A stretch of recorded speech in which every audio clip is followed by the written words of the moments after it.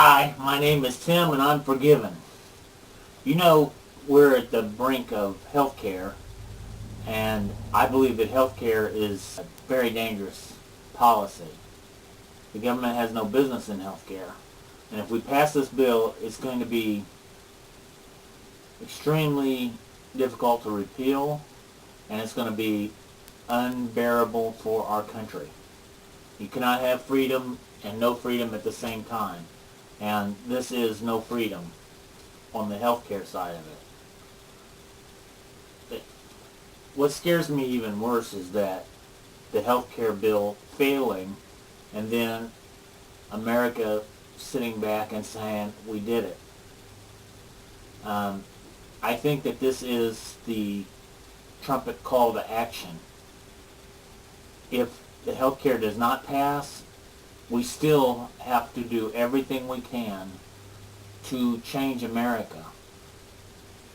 Just because the healthcare doesn't pass doesn't mean that we're going to have a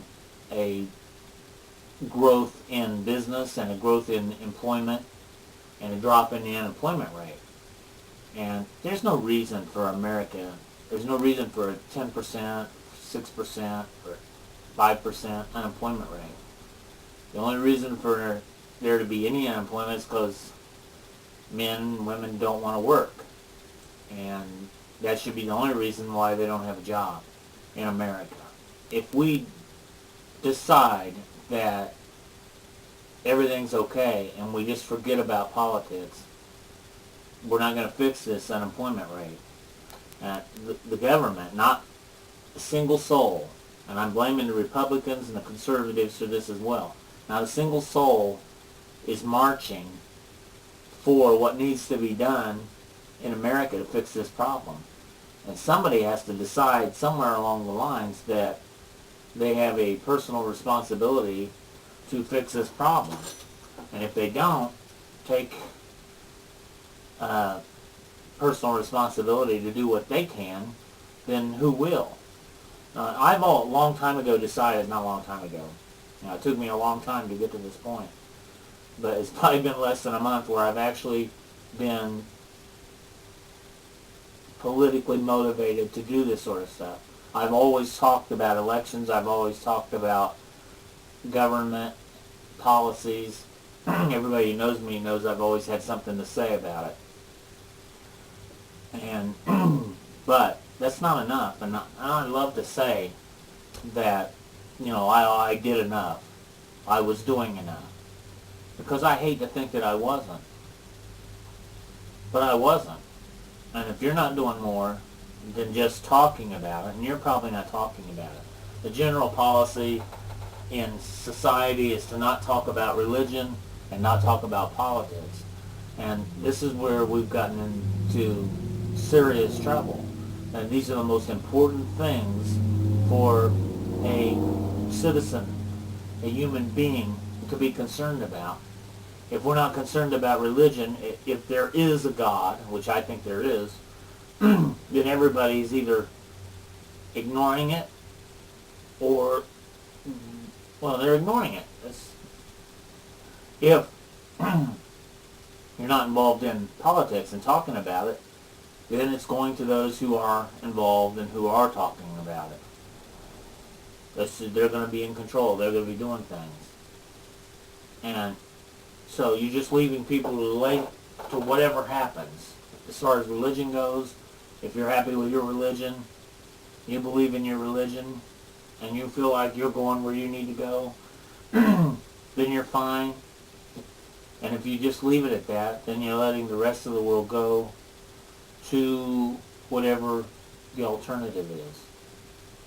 And the same thing about politics. If you don't think that things are right and you just, you do what you do and you could care less about society or whatever, then you leave society on the path that it's headed with no input. And, when I was young, I didn't think it was so significant. I didn't think I was so significant. And I don't mean that much younger. I mean, through all my years, most of my younger years, I just didn't feel like I was that significant and that it would make a difference. But you got to understand, if you are not for your ideas, you're actually against them. Because it takes you out of the vote. That means that two people who are voting your way are one. It just reduces the numbers drastically. You're actually giving numbers to the opposing side by not being involved. Yeah, it's an odd. I can't explain it, but by not being involved, you're increasing the numbers of the opposing side, and you're giving them strength. Especially if they're vocal, especially if they're active. So you have to be vocal and you have to be active.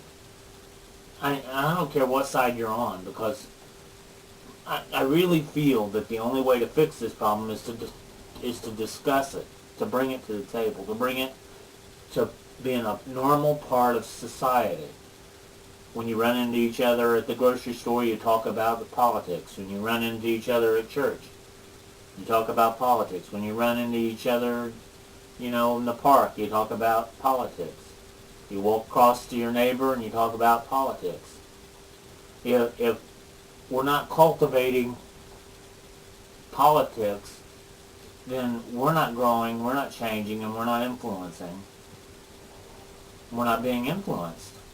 I think the biggest way to defeat liberalism is by constantly presenting arguments and ideas and discussions, carrying out, looking down the road, looking at the picture, looking at the past. We're not going to fix this problem by silence, and I hope the healthcare bill does not pass, because if it does, it's going to cause serious problems on top of the serious problems until we can completely renew the branches of government. And when we completely renew the branches of government, that's not a guarantee and a promise, because I think everybody's going to say, okay, we don't need to scrap this, we need to fix it. And believe me, that's retarded. It's absolutely retarded to think you can fix something that's wrong. You have to throw it out. You have to shove it out of the country. You got to shove it out of the paperwork. It cannot be a part of the United States of America. Healthcare cannot be a part of America, because socialism and freedom do not coexist. They don't. It just doesn't work. So if we're not shoving this out and getting rid of it, we're embracing it. We're going to modify it. But overall, I'm telling you, run for politics, or find somebody you know that has bright ideas that's not in politics, and encourage them. We need conservatives in politics. We need honest men. We need to remember two things, though. Power corrupts. That's why I say no incumbent. The easiest way to defeat overpowering rulers is by not voting them in. And the other thing is, money corrupts. You hang out the carrot in front of the donkey and he'll chase that carrot for as long as he can. Money's a sick. And that's why, again, I say incumbent. Cut them off at the root. They get too hungry for that money. They get too controlled by that money. Just remove them. We all got to do something. We can't let this healthcare bill, either way, be the end of our input. Our grandchildren are counting on us. God bless.